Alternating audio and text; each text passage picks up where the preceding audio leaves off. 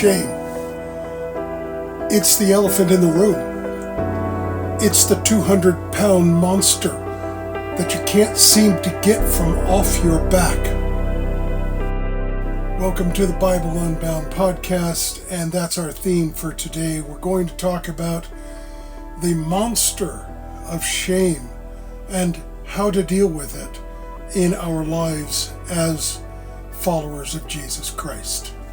You get a group of people and there's always an elephant in the room, and one of those elephants oftentimes is the element of shame. We all have suffered shame to one degree or another. Some of us have it more chronically, but shame, like a 200-pound weight on our shoulders, is something that is no fun at all.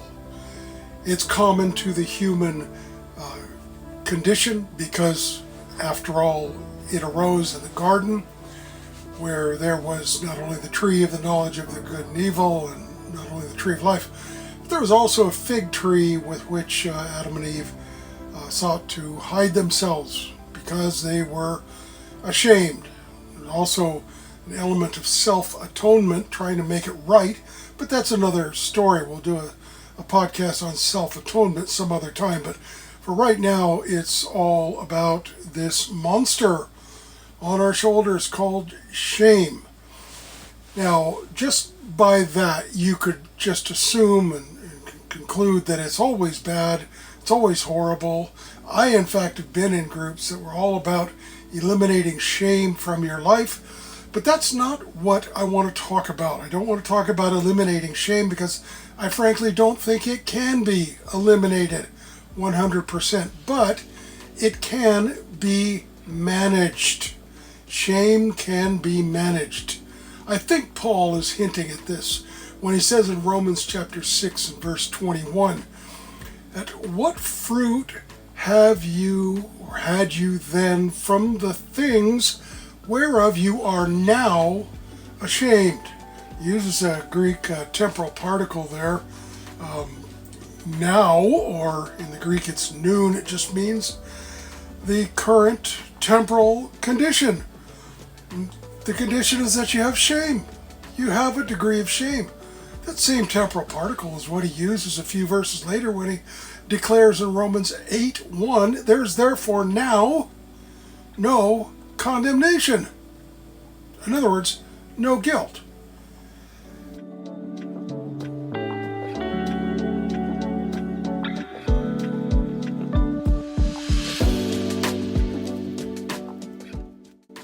So you can conclude from that, just those two verses, their proximity to one another. Paul was not an airhead. He always spoke logically and with clear biblical rationality, that at one and the same time, a good, solid, faithful believer can have a guilt-free life. In fact, he must have a guilt-free life. Not that he doesn't ever sin, but that all of his sins have been dealt with at the cross.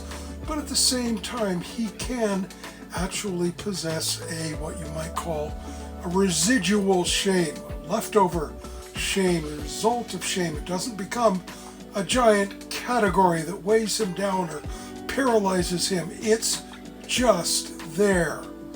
And if it's going to be just there, then we need to know how to best manage it. Now, there can be good benefits from this residual shame. Let me share a few of them with you. First of all, just a general humility. You want to take pride down a notch? Well, bring in a little bit of shame. You want to see someone who possesses no shame ever at any time? You're probably looking at a narcissist. So as believers, we need to learn that, as Peter declares to us, be clothed with humility. Shame, little residual shame, can actually be a helper in that. Another benefit of shame is that it makes us cautious about sin, and particularly the area of sin that brought you the shame in the first place. You're not going to be so quick. You're going to be very careful, and that's wrought by this residual shame. Another thing is that you're not going to be quick to cut people down, to censor other people. Because after all, you're not without your own shame for the things that you have done in the past life. Another really good benefit that I've noticed from the residual shame is empathy.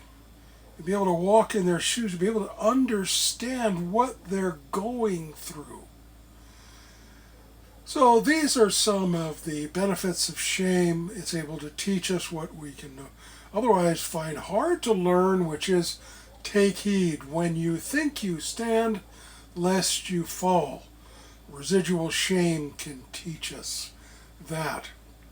So these are the good benefits of shame.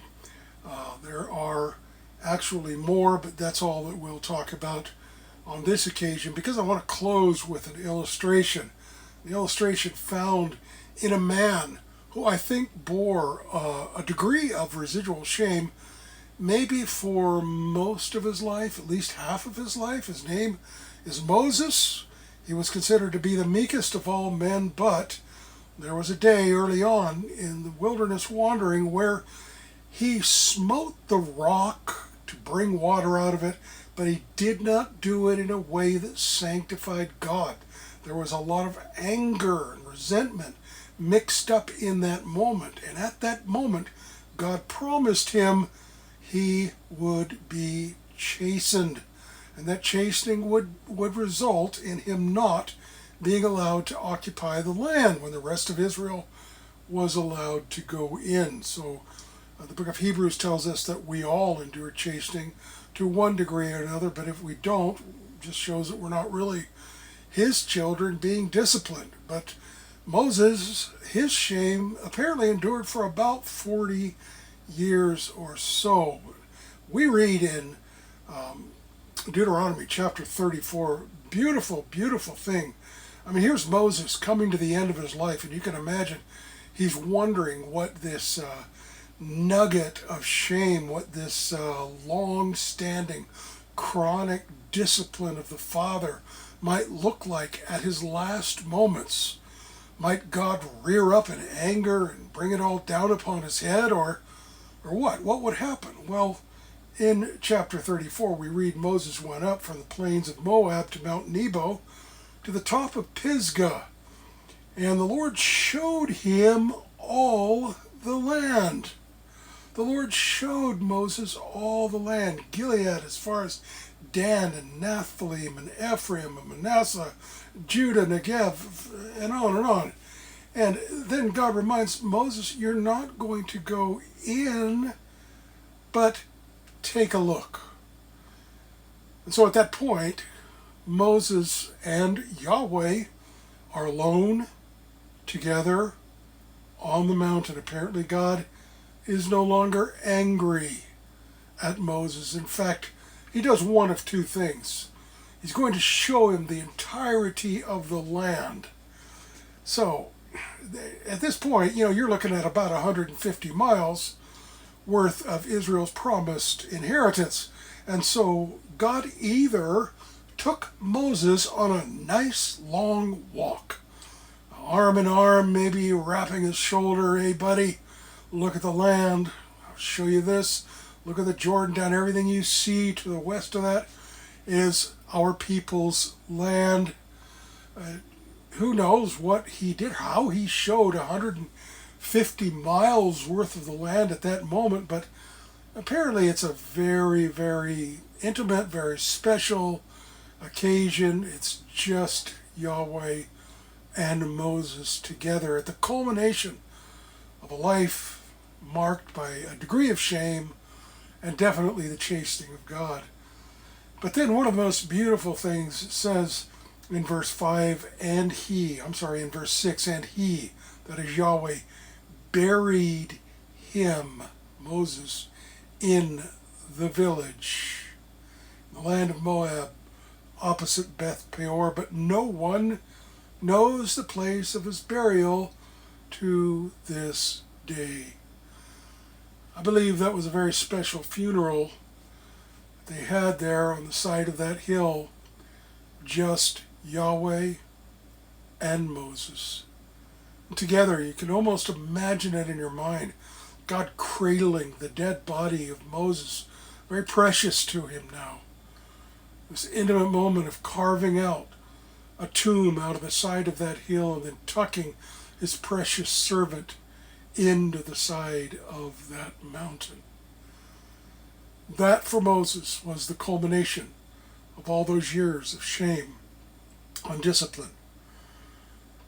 Maybe you've experienced God's discipline on your life. Maybe you have the 100 or 200 pound weight of shame upon your shoulders. Well, I want to suggest today that you can realize benefits from shame. Maybe you're driving down that street of an old city where things happened. Maybe you hear an old song that takes your memory right back to the moment of those days of disobedience. Maybe you hear a name. Maybe you smell a smell. Something rings, and it brings that moment where the things that whereof you are now ashamed, where they occurred, it's okay. Turn it to good. The grace of God will do that for you every time. And remembering, it wasn't long before Paul came up with this great statement. Romans 8 verse 1, there's therefore now, though there be shame, there is no condemnation to those who are in Christ Jesus.